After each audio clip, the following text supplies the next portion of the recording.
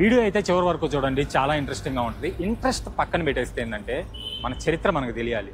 గోవాకి పోర్చుగీస్ వాళ్ళు రాకముందు గోవా ఎలా ఉండేది, అలా హిందువుల చేతులు నరికిన ఒక మతోన్మాది పేరు మీద చాలా స్కూల్స్ ఈ ప్రాంతాన్ని అంతకుముందు గోమాంతక్ అని ఎందుకు పిలిచేవాళ్ళు? దీపాలు, త్రిశూలం, త్రిశూలానికి డమరుకం, అక్కడ మన శివయ్య.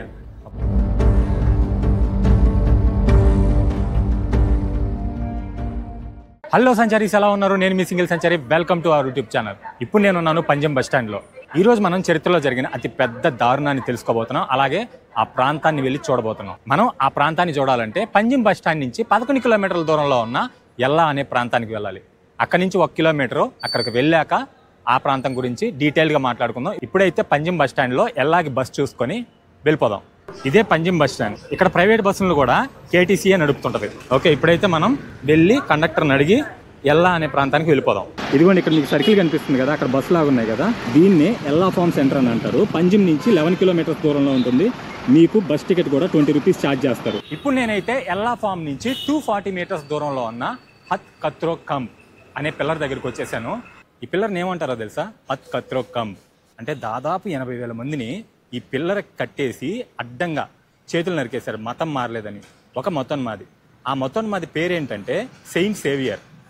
సో ఇక్కడికి వచ్చి ఈ వ్లాగ్ చేయడానికి చాలా ధైర్యం కావాలి. ఎందుకో తెలుసా? ఏంటి ఇక్కడికి వచ్చి ఈ పిల్లర్ దగ్గర కెమెరా పెట్టి ఏదో చెప్తున్నాడు, ఎందుకంటే వాళ్ళకి తెలుగు రాదు కదా. నాకైతే భయం లేదు, చరిత్రని జరిగిన దాన్ని జరిగినట్టు చెప్పాలి. వీడియో అయితే చివరి వరకు చూడండి, చాలా ఇంట్రెస్టింగ్గా ఉంటుంది. ఇంట్రెస్ట్ పక్కన పెట్టేస్తే ఏంటంటే మన చరిత్ర మనకు తెలియాలి. గోవాకి పోర్చుగీస్ వాళ్ళు రాకముందు గోవా ఎలా ఉండేది? సారీ, గోవా కాదు, గోమాంతక్. గోవాని గోమాంతక్ అని పిలిచేవాళ్ళు. గోవాకి మనం వచ్చాము అని అంటే బీచ్లకు వెళ్ళామా, డ్రింక్ ఎంజాయ్ చేసామా, ఫుడ్ ఎంజాయ్ చేసామా, ఇక్కడ ఉన్న టూరిస్ట్ ప్లేసెస్ తిరిగామా, అంతే. కానీ ఇటువంటి హిస్టారిక్ ప్లేసెస్కి అంటే 80,000 మందిని ఈ విధంగా ఈ స్తంభానికి కట్టేసి చేతులు నరికారు అని అంటే నిజంగా ఎంత బాధాకరం. ఇటువంటి చరిత్ర కూడా గోవాలో ఉంది. అలాగే నేను ఏ మతాన్ని కూడా వ్యతిరేకించట్లేదు, కాకపోతే మతం పేరుతో చేసే మతోన్మాదాన్ని ఖచ్చితంగా వ్యతిరేకించాలి. చూడండి, ఇక్కడ చూసుకున్నట్లయితే పూలమాల కూడా వేస్తున్నారు. ఈ పూలమాల ఇప్పుడు వాడిపోయింది.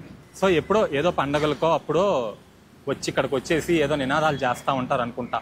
నేను అంతకుముందు చెప్పాను కదా, ఈ ప్రాంతాన్ని గోమాంతక్ అని పిలిచేవాళ్ళని. గోమాంతక్ అని ఎందుకు పిలిచేవాళ్ళు అంటే ఇక్కడ గోవుల్ని ఎక్కువగా పూజించేవాళ్ళు. అలాగే ఈ ప్రాంతంలో గోవులు కూడా ఎక్కువగా సంచరించేటి అనమాట.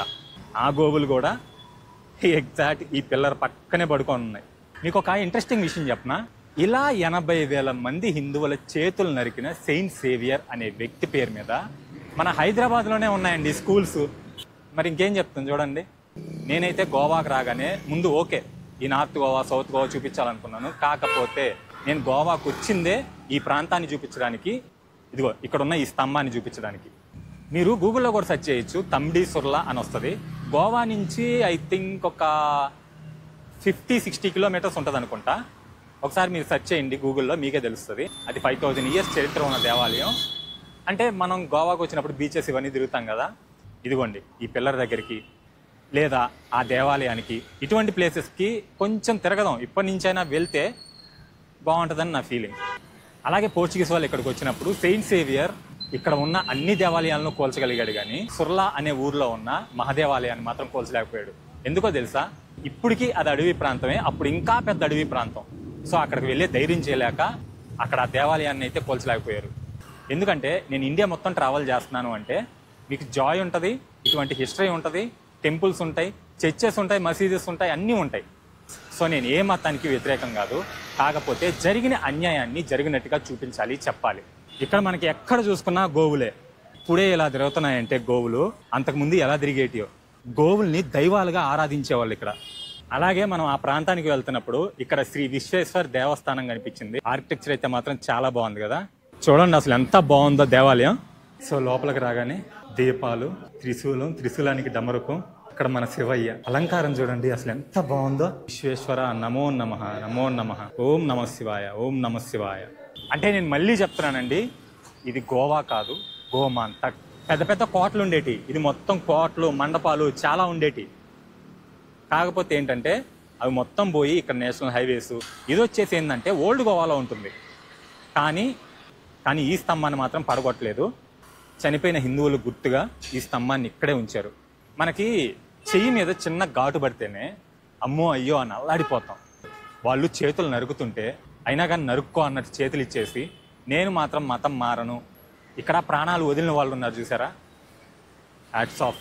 అలాగే 15th సెంచరీలో మొదలైన ఈ కన్వర్షన్స్ చాలా తీవ్ర స్థాయికి చేరుకున్నాయి. పోర్చుగీస్ కాలంలో చాలా దేవాలయాలు బ్యాన్ చేశారు, అలాగే పూజా పద్ధతులను కూడా బ్యాన్ చేశారు. ఇక్కడ అంతకుముందు సాంస్క్రిట్ కొంకన్ మాట్లాడేవాళ్ళు అనమాట, అంటే ఇప్పటికీ కొంకన్ మాట్లాడతారు, కానీ అప్పుడు ఈ లాంగ్వేజెస్ ని బ్యాన్ చేశారు. సెయింట్ ఫ్రాన్సిస్ సేవియర్ ఇతను ముఖ్యంగా ఎఫెక్ట్ చేసిన ప్రాంతాలు వచ్చేసి గోవా, అలాగే జపాన్. అంతేకాదు అతను చనిపోయిన తర్వాత అతని బాడీని ఇదే ఓల్డ్ గోవాలో ఉన్న చర్చిలో ఉంచారని చెప్తారు. ఈ బాడీ విషయాన్ని అయితే కొన్ని ఆర్టికల్స్ నిజం అని చెప్తాయి, కొన్ని ఆర్టికల్స్ అబద్ధం అని చెప్తాయి. నేను ఏది అని తేల్చుకోలేక నేనైతే కన్ఫర్మ్ చేయట్లేదు దీని గురించి.